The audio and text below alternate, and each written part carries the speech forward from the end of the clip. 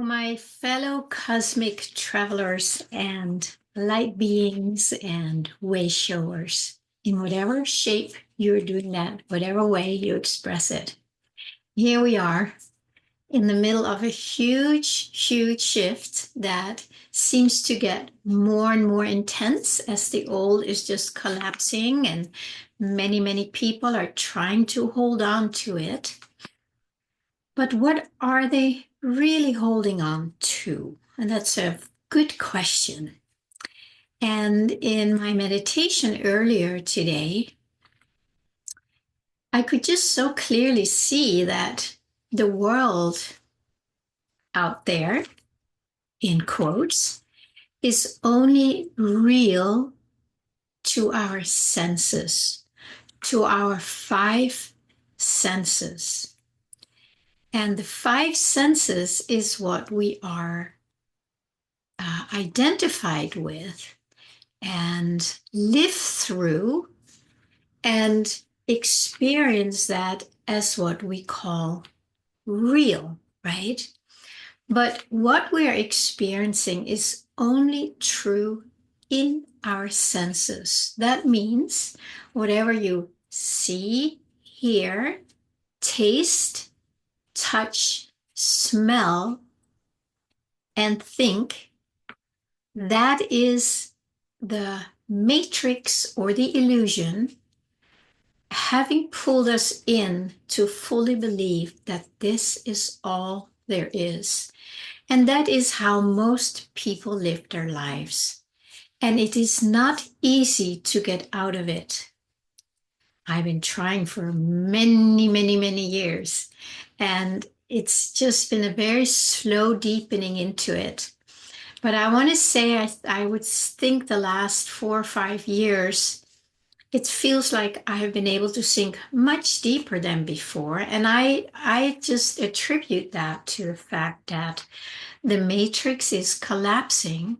And that's why it's easier for us to either see it for what it is, or see through it, or detach from it. Because the pull or the grip or the hooks are not as intense.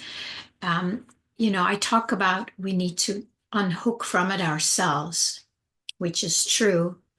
But there is always this hook or this temptation or suggestion coming to us that makes us feel and believe that we need to hook onto it because what we see, hear, taste, touch, smell, and think is what we believe is true, and believe that that is all there is. Just go ahead and ask anybody out there. They'll say, yeah, this is real. Even people who've been on the very deep spiritual path for many years, I have heard it. I have been in conversations. And, they would say, like, well, you're telling me that this is not real? And that's how deep that belief is. I say, yeah, it is real to the senses. It is real as a dream is. So in that sense, in the world of duality, it is very real. But the question is, do we want to keep living in a world of duality where the reality underneath it or within it and around it is oneness, not duality? So when I saw that, it's like, oh my God, what I see, hear, taste, touch, smell when I open my eyes and all my senses, it is completely real, completely real. But when I close my eyes and close my ears and I don't smell anything or taste anything or touch anything, when I just drop in to the stillness where the senses are not engaged, this doesn't even exist. And I'm sure we've all heard that, in all the spiritual teachings and traditions, but it doesn't make much sense, right? It's like, well, yeah, it's not real, but as soon as I open my eyes, it's there again. So it's still there. It doesn't go away just because I close my eyes. I'm not experiencing it when I disengage from the senses. And yeah, that is true. That is true.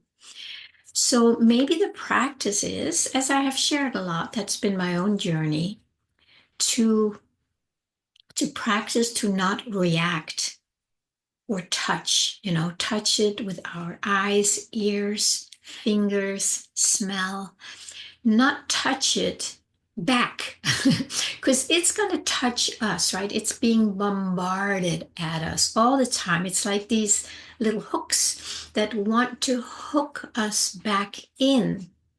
So they will probably be there. I don't know if it's forever or just for a few more years. I have no idea. But I do know that if I practice not hooking back, because if I do, I'm pulled right back in. But if I don't, I can see, hear, taste, touch, smell it all, think it all. I'm very aware of it, after I open my eyes again, because I go in here and that does not even exist. Even though I have also a very crazy mind, probably like all of us, it's doing this crazy stuff. But I'm not giving it much attention. That's what we all learn in meditation and mindfulness. But when I sense these hooks or these tendrils coming in, wanting my attention, I have a very strong um, desire or maybe longing to not engage with that anymore. So there is something deeper in me, deeper than my senses, deeper than what these tendrils try and engage in me. Fear. Remember, I talked about that the other day. There is something so much deeper that I find a lot more attractive and interesting and inspiring and engaging and enticing, all that stuff, because I do like to spend more time there. So when these hooks come in and say, hey, Pernilla, look at this, listen to this, whatever. And I can stay here because I practiced that for a long time. I'm not perfect at it, but I'm not pretending I'm supposed to be perfect at it. I'm just doing my best every day. And some days it's easier than others, and that's okay, right? As long as we stay committed to the truth of who we are, our source connection, our soul essence, call it whatever you want. It's something that's much deeper, that you might feel that there is something that pulls you in. If you go to the door, let's say go to the door where you feel the longing for a different world, better world, if you stay there, you will soon start feeling that there is a pull in because this is what you want. So you follow that feeling, that energy, that flow of going in, and then, you start getting more quiet and more relaxed. You start feeling there's peace. And then, the bombardment is out there. You might just go in there for a short while and then you get all, tumbled around out there. But the more we do that, we do create new neural pathways where it's going to be easier to go in here and maybe stay a little longer. If you can only stay there for 10 seconds, that's great. Maybe tomorrow it's 11 seconds, So just be really gentle with yourself, be loving with yourself, because when you're loving with yourself, you are engaging in your source connection. So you're already doing it just by being loving to yourself, by not beating yourself up that you are only in there for 10 seconds. You actually expand that energy. But if you say like, oh my God, I was only in there for 10 seconds, then you are pulled, the grip has gotten you. So that's why it's so important to be able to see what is what. I think it was yesterday I talked about how self-love, is so important, because when you love yourself, not beating yourself up, then you are engaging in your true being. So you are doing it.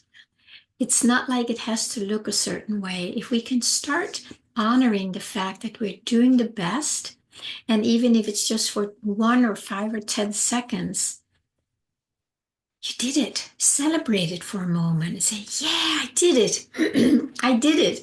And that energy is also engaging with your true self much, much more than the ones that, oh, you were only in there for 10 seconds.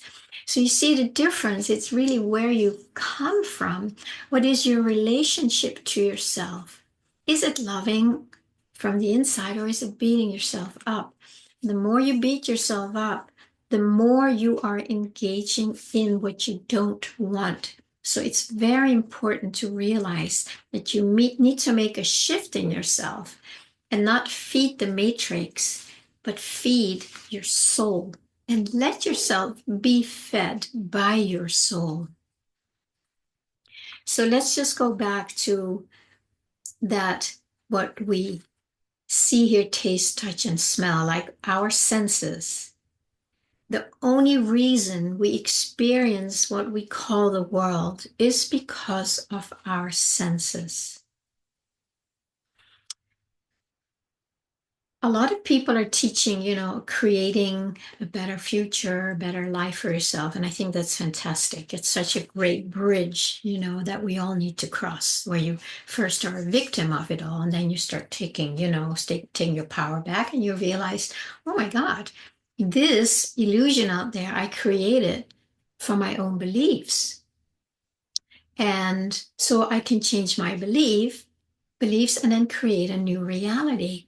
Do it. Do it as long as it feels good and right and nurtures you and makes you feel inspired and alive. Because, right, again, that energy is so much more connected to your soul than when you're living as a victim and it's like, oh my God, this terrible world. But you're not aware that you do have a say in it. So you don't want to live as a victim. You can live as somebody who is in their power. That feels much better. And like I've shared before, at some point we probably need to let go of most of that also, because it's still the separate sense of self, but that's fine. It's wonderful. I know it feels good, right? When you come back into your own sovereignty and stop playing the victim and the blame game, because that doesn't get us anywhere. So let's start at least becoming aware that what we see, hear, taste, touch, and smell and think, that is literally the 5 sense mind. It's one thing. It's the matrix mind. That is all matrix stuff. It will look good and bad because it's made of duality. It's not all bad, but it does flip-flop. You always get the one with the other, because that's how duality works. So when we're done with that we have to really do something to change our belief system. And I really believe it's a very important phase. I'm not poo-pooing it at all. But then at a certain point, you also realize I don't want to effort so hard. It's like it's so much work. And then you can start surrendering deeper into the stillness. And then it's going to be easier to not engage in it anymore. You may have done enough inner work so you're not bypassing it, because bypass, it just stays there. It's just that you have suppressed it or ignored it, but energetically it's still there. But when you've moved through these phases, there's a relief in just kind of disengaging and let yourself drop into the stillness. And then you can ask the stillness to show you what it is, without your mind, your senses, without anything trying to find out what it is. The mind likes to find out. It's like, oh, what is stillness? Well, let me think about it. Stillness is da da da da. Like, no, you just let it go and you sink into the stillness. And in there, you will probably get insights and inspirations, or at least a deep sense of peace or relaxation, once in a while, maybe, or every time, whatever it is. But that is how we really start unhooking from the matrix, because we ourselves are the matrix as long as we live here and through our senses only. I hope it makes sense. I'm always doing my best to share things in the best way I can, in the best way I experience it myself. And usually when I do that, many times I get some clarity later on, and it's like, oh, now I see it more clearly. Now it feels like I have more input around it. So as much as it is your process, it is my process. And I'm just moved to share my process as it expands and as I see the clarity. And I appreciate, of course, everybody's comments, because I know for a lot of people, this is exactly what they needed to hear, because they were going through a similar process, or something opened up so they can suddenly see the next expansion for themselves. So I'm not trying to sit here and pretend I know everything, because I definitely don't. But I do know that I actually don't know anything. That's very liberating. I'm not trying to know things like I used to. So, because then I would go up here, it allows me to stay here more and let this show me. So why don't you take some time and just realize that your five sense mind seemingly out there, all going on in here, like a virtual reality, right? And then see if you can just take off those virtual glasses and just sink in. Do it a few times a day and just stay open in a receptive prayer-like way. And just say, show me, show me.